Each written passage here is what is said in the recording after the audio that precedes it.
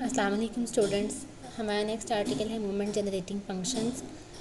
तो इससे पहले हम लोग डिस्कस कर चुके हैं एक एक्सपेक्टेड वैल्यू को, जो हम क्या कहते हैं कि हम expected value of some random variable लेते रहे हैं। यहाँ पर हम क्या कह रहे हैं कि अगर वो कहता है कि अगर हम रैंडम वेरिएबल पर हमने x लिया हुआ है, अगर हम e पावर t x की एक्सपेक्टेड वैल्यू ले लें तो वो क्या होगा, movement generating function of that random variable होगा। उसको हम शो किससे करते हैं, mx ऑफ t से, where t is some other variable. तो हमने क्या कहा कि movement generating function of x क्या है, कि आप क्या ले लें, expected value of e power T X ले लें, where t is some other variable. Obviously जब हम ई पावर टी एक्स की एक्सपेक्टेड वैल्यू लेंगे तो वो एक्स जब हमारे पास डिस्क्रीट हो तो उस केस में सम होगा। यहाँ जब हमारे पास एक्स होता था तो हम यहाँ एज इट इज़ एक्स लिखते थे, तो यहाँ हमारे पास ई पावर टी एक्स है तो हम यहाँ क्या लिखेंगे, ई पावर टी एक्स, साथ में क्या है, इस एक्स के लिए प्रोबेबिलिटी डिस्ट्रीब्यूशन, उसको हम किससे शो करते हैं, एफ ऑफ एक्स से। अगर ये किस केस में होता है, जब एक्स हमारे पास डिस्क्रीट हो, और अगर एक्स कॉन्टीन्यूस हो तो फिर क्या होता है, हम इस सम की जगह negative infinity to infinity integral ले लेते हैं। तो ये हमारे पास सिंपली डेफिनेशन है मूवमेंट जनरेटिंग फंक्शन की। अब इसके बाद हमें पता है कि हम थ्रू मैक्लॉरेंस सीरीज़ अगर इसको ओपन करें ई पावर टी एक्स को, या इसको हम सिंपली इसको ई पावर टी एक्स को एक्सपैंड करें तो हमें पता है कि ये किस तरह से हमारे पास रिजल्ट देता है। हमें पता है कि 1 + T x + T square x / 2 factorial, इस तरह से इसको लिखा जा सकता है।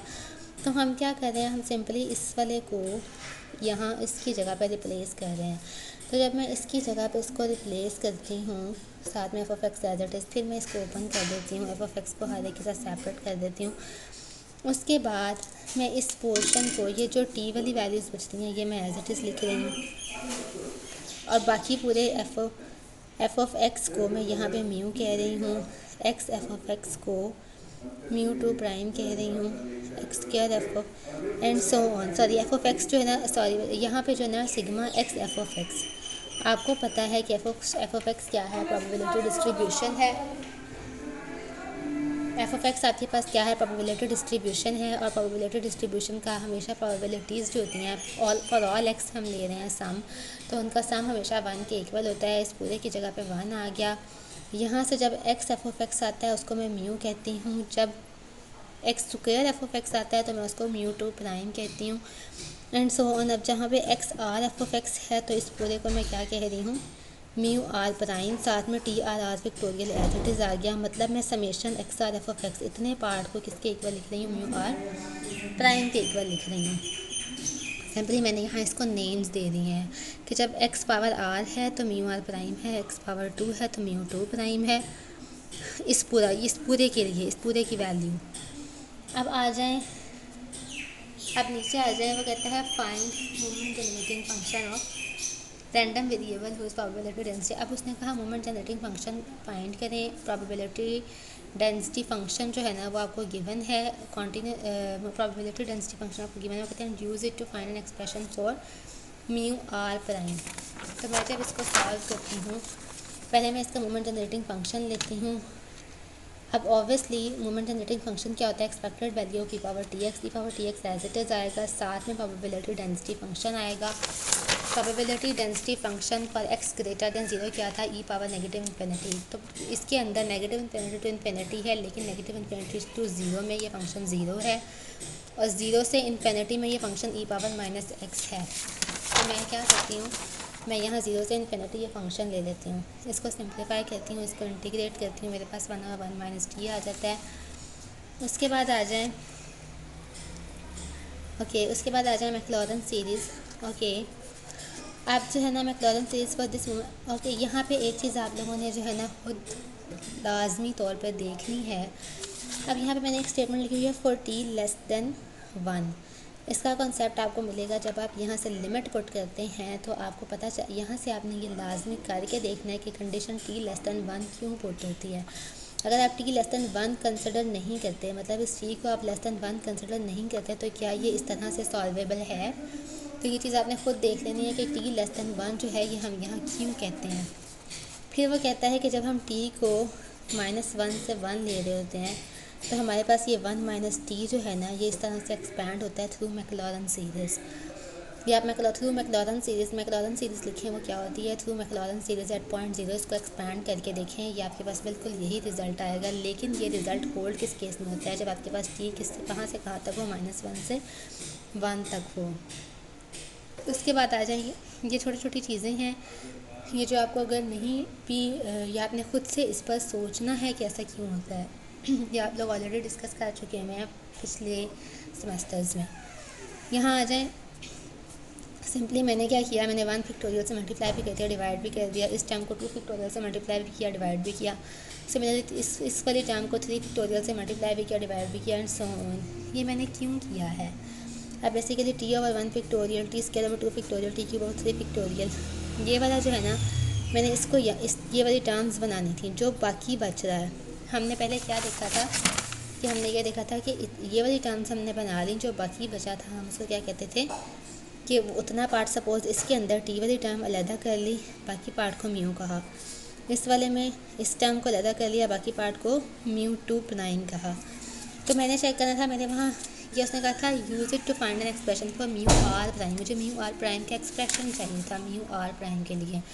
तो ऑब्वियसली इस एक्सप्रेशन को फाइंड करने के लिए मैंने क्या किया कि मैंने इस तरह की टर्म्स बना ली। अब जो बाकी बचेंगी, अब ये 1 हो गया, ये म्यू के इक्वल है, ये μ2' के इक्वल है, ये μ3' के इक्वल है, यानी कि μr' आपके पास क्या है, r फैक्टोरियल है।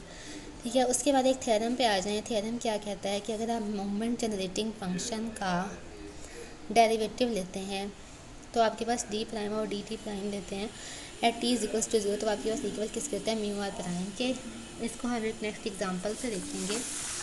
अब ये वो एग्जांपल देखें, वो देता है, वो कहता है given that x has probability distribution. उसने एक प्रोबेबिलिटी डिस्ट्रीब्यूशन दे दी कि x की प्रोबेबिलिटी डिस्ट्रीब्यूशन क्या है, और x हमारे पास क्या है, एक डिस्क्रीट रैंडम वेरिएबल है, क्योंकि उसने x को बता दिया उसकी वेरिएशन 0, 1, 2 और 3 है। Find the moment generating function of this random variable and use it to determine u1' and u2'।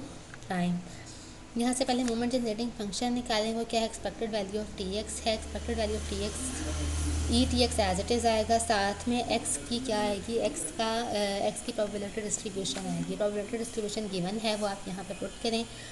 1/8 साथ में क्या था, 3x, वो आपने एज इट इज़ लिख दिया, ये कॉम्बिनेशन। ओके, उसके बाद आप ये जो है ये बेसिकली कॉम्बिनेशन को शो कर रहा है। आपके पास x की आप सम कहाँ से कहाँ तक है, x फ्रॉम 0 to 3, तो सम ले लें। जब 3 0 लेंगे तो आपके पास जो है ना 1/8 को आपने एज इट इज़ लिख लिया। यहाँ 3 0 लेंगे तो आपके पास 1 आएगा, e t 0 ये भी 1 आएगा। फिर उसके बाद जब x की वैल्यू 1 लेंगे तो 3 आएगी, x की वैल्यू 2 लेंगे तो भी 3, जब x की वैल्यू अगेन 3 लेंगे तो 1 आएगा। अब यहाँ पे साथ साथ यहाँ ई टी एक्स की जगह 0, 1, 2, 3 पुट करते जाएँ, ये आपके पास रिज़ल्ट आ जाएगा। यहाँ से आपके पास जो बचता है वो बेसिकली अब ये जो है ना, ये एक फार्मूला बन गया है, 1 + e⁻t को का क्यूब ओपन करें तो आपके पास यही आता है। तो यहाँ से आप देखें, ये आपके पास मोमेंट जनरेटिंग फंक्शन आ गया था। अब वो कहता है कि अगर आप मोमेंट जनरेटिंग फंक्शन जो है ना, इसका आप डेरिवेटिव ले लें। आपने मोमेंट जनरेटिंग फंक्शन का डेरिवेटिव लिया तो आपके पास क्या आया, अगर ये जो था इसका जब आप डेरिवेटिव लेते हैं ऑब्वियसली 3 स्टार्ट में आ जाएगा, 3 - 1 2, और जो अंदर वाला है उसका अलग से डेरिवेटिव आ जाएगा e⁻t एट, आपने किस पे लेके देखना है, एट t = 0। क्यों? क्योंकि आपके पास ये डेफिनेशन है, आप इसका डेरिवेटिव ले रहे हैं एट t = 0। तो उसने वो ये कहा है कि वो आपके पास क्या आता है, μr' के इक्वल आता है। तो हम यहाँ से यही चीज़ देख रहे हैं कि हमारे पास जब हम इसका डेरिवेटिव लेते हैं तो हमारे पास ये क्या आता है, यहाँ से हमने डेरिवेटिव लिया तो ये इक्वल आ गया 3/2 के। अब वो इक्वल किसके है, μ1' के। हम बेसिकली μ1' और μ2' निकालना चाह रहे हैं, और उसने जो हमें एक पहले मेथड बताया था उससे नहीं निकालना चाह रहे, बल्कि हम डायरेक्ट ये थ्योरम यूज़ करके μ1' और μ2', क्योंकि हमारे पास बेसिकली μ1' μ2' निकालने का ये मेथड था कि आप इसको इस तरह से लिख लें। इस एक्सप्रेशन के अलावा जो बाकी बचेगा वो आपके पास μ1', μ2', μ3' को शो करेगा। लेकिन यहाँ उसने एक डायरेक्ट फार्मूला दे दिया कि आप फार्मूले के ज़रिए भी ये कर सकते हैं।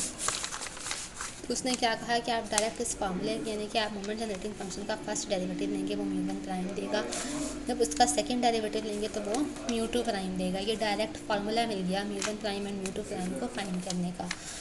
उसके बाद if A and B are constants के सम रिजल्ट्स हैं जो कि किसके हैं कि moment generating function of X plus A, moment generating function of B X, moment generating function of X plus A over B where A and B are constants. तो इनके लिए मोमेंट जनरेटिंग फंक्शन क्या होगी, expected value किस किस की होगी वो आ गया, और उसका डायरेक्ट रिजल्ट कैसे निकलेंगे वो लिखा हुआ है, ये आप सब लोगों ने देख लेना है खुद से। अब आ जाए नेक्स्ट प्रोडक्ट मोमेंट्स पे। जिस तरह से हम पहले जो है ना मोमेंट्स की जब हमने डेफिनेशन की, हमने मोमेंट्स अबाउट ओरिजिन भी लिए, मोमेंट्स अबाउट मीन भी लिए।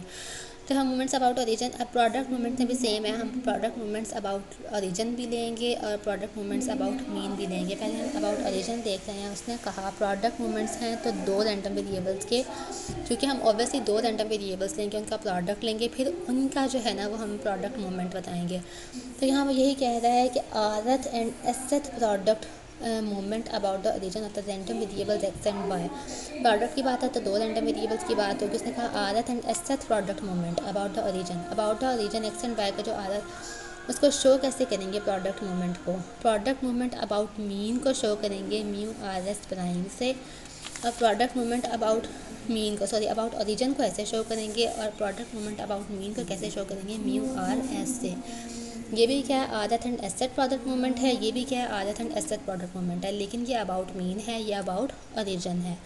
जब ये अबाउट ओरिजिन है तो उस केस में एक्सपेक्टेड वैल्यू किसकी होगी, एक्स आर वाई एस की, और जब ये अबाउट मीन है तो ये एक्सपेक्टेड वैल्यू किसकी होगी, X minus mu X R Y minus mu Y S. इन दोनों के प्रोडक्ट की एक्सपेक्टेड वैल्यू होगी।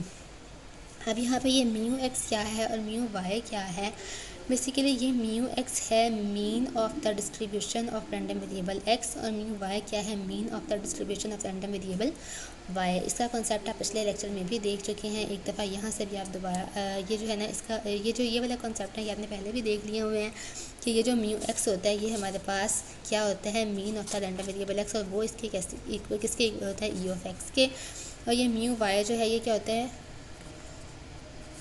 एक्सपेक्टेड वैल्यू ऑफ वाई, और इसको बोलते हैं क्या है, mean of the random variable Y. अब उसके बाद दोबारा यहाँ पे आ जाए, उसने क्या कहा, ये इसके इक्वल है, ऑब्वियसली हमें पता है summation X Y summation Y X R Y S as it is आ जाएगा, एफ ऑफ एक्स वाई साथ में क्या है, इनका जॉइंट प्रोबेबिलिटी डिस्ट्रीब्यूशन है। जब कॉन्टीन्यूस का केस होगा तो यहीं साइन की जगह नेगेटिव इन्फिनिटी तो पॉजिटिव इन्फिनिटी, सेम यहाँ पर भी वही केस है कि डिस्क्रीट के केस में समेशन एक्स समेशन वाई ये वाला एज इट इज़ आएगा, साथ में एफ ऑफ एक्स वाई आएगा। आर और एस जो है उनकी वेरिएशन 0 से स्टार्ट होती है, सिमिलरली यहाँ भी आर और एस की वेरिएशन 0 से स्टार्ट होकर ऑनवर्ड है। और उसके बाद आगे आ जाएं,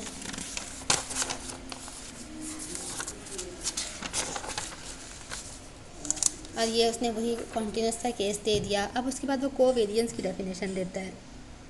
अब देखेंगे म्यू 1 किसको शो कर रहा है, बेसिकली इसके ऊपर प्राइम नहीं है तो ये क्या शो कर रहा है, ये शो कर रहा है product moment of random variables X and Y about mean को, क्योंकि इसके ऊपर हमने प्राइम नहीं दिया हुआ तो अबाउट मीन जो प्रोडक्ट मोमेंट है उसको शो कर रहा है। और जब यहाँ भी 1 हो यहाँ भी 1 हो, मतलब आर और एस दोनों की वैल्यू को हम 1 ले रहे हैं, म्यू 1, तो ये क्या होता है, ये कहलाता है covariance of X and Y, and it is denoted by, इसको सिग्मा एक्स वाई से भी शो करते हैं, कोवेरिएंस ऑफ एक्स वाई से भी, and C of X Y से भी।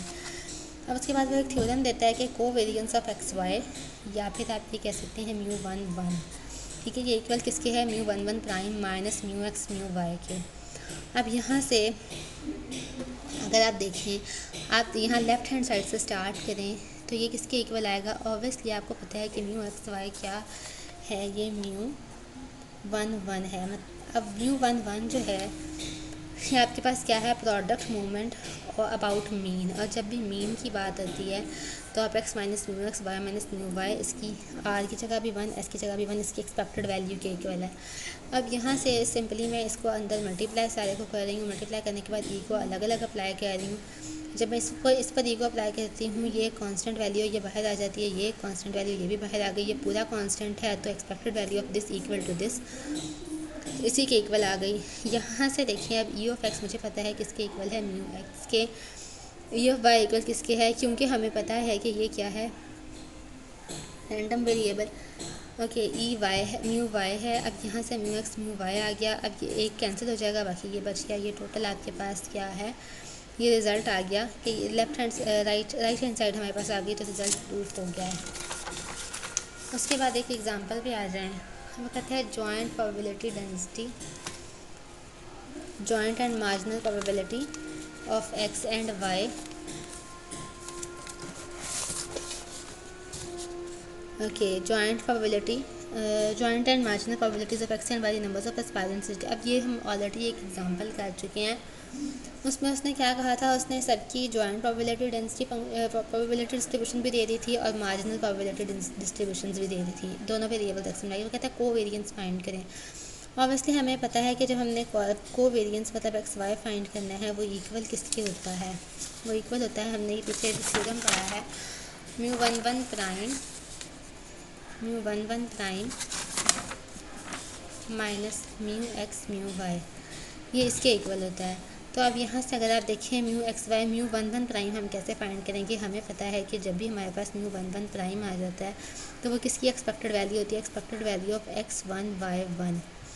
ये हमारे पास क्या है, movement, product movement about origin है, तो वो इसके इक्वल होता है। यहाँ से आप क्या कर सकते हैं, आप एक्सपेक्टेड वैल्यू ऑफ दिस जब आप फाइंड करेंगे, समेशन एक्स समेशन वाई, और आप क्या करते हैं समेशन एक्स समेशन वाई, और यहाँ से X Y as it is, साथ में आप क्या लिखते हैं एफ ऑफ एक्स वाई। अब आपको यहाँ पे एफ ऑफ एक्स वाई क्या गिवन है, ये सारे के सारे। जब आप क्या करेंगे summation X summation Y X Y, जब एक्स वाई 0 0 लेते हैं 0.0, एफ ऑफ एक्स वाई क्या है 1/6 है। फिर आप प्लस कर लें, जब एक्स वाई को 0 1 लेते हैं तो 0.1, एफ ऑफ एक्स वाई क्या है 1/3, प्लस करते हैं 0.2.1/2। इस तरह से जब आप लिखते जाते हैं, ये सारा आप लिखते जाएँ, और उसके बाद आपके पास ये पहले 0 0 वाला केस था। अब उसके बाद यहीं सामने में अब ये 1 0 वाला 1.0 2/9 प्लस 1.1 1/6 प्लस, अब ये देखें 1 1 वाला केस भी हो गया। अब केस कौन सा रह गया, सिर्फ 2 0 वाला, तो 2.0 प्लस 1/36। अब देखें सारे 0 हो जाते हैं, सिर्फ बाकी क्या बचता है आपके पास 1/6 बचता है। तो ये आपके पास म्यू वन वन प्राइम की वैल्यू आ गई। सिमिलरली म्यू एक्स, अब म्यू एक्स किसको शो करता है, म्यू एक्स शो करता है marginal distribution of, mu x जो है वो मूवमेंट है, लेकिन किस केस में, एक्स के केस में। और एक्स में आप, इस केस में आप ये जो क्या ले रहे होते हैं, आप basically expected value of x ले रहे होते हैं। तो वो एक्सपेक्टेड वैल्यू ऑफ एक्स आपके पास इक्वल किसकी आती है, ये किस तरह से निकलती है, मतलब आप फंक्शन एफ ऑफ एक्स ले रहे होते हैं। तो यहाँ से x F of x summation x F of x ले रहे होते हैं। तो यहाँ सिर्फ केस क्या होगा, आप एक्स एफ ऑफ एक्स ले रहे हैं, मतलब एक्स जो है ना 0 ले रहे हैं तो एफ ऑफ एक्स क्या आएगा 7/12, 1 ले रहे हैं तो 7/18, 2 ले रहे हैं तो 1/36। इस तरह से आप यहाँ से इसको फाइंड करें, म्यू एक्स फाइंड करें, म्यू वाई फाइंड करें, जो वैल्यू आए इसको पुट करें, आपके पास सिग्मा एक्स वाई आ जाएगा। उसके बाद आ जाए, एक थ्योरम है उसने कहा X and Y are independent then E of X Y, अगर ये दोनों इंडिपेंडेंट हैं तो ई ऑफ एक्स वाई की value E X dot E Y के इक्वल है, और उस केस में क्या होगा सिग्मा एक्स वाई 0 होगा। ये आपके पास थ्योरम है, इसका प्रूफ अगर आप देखना चाहें आपकी बुक में गिवन है, आप वहाँ से देख सकते हैं।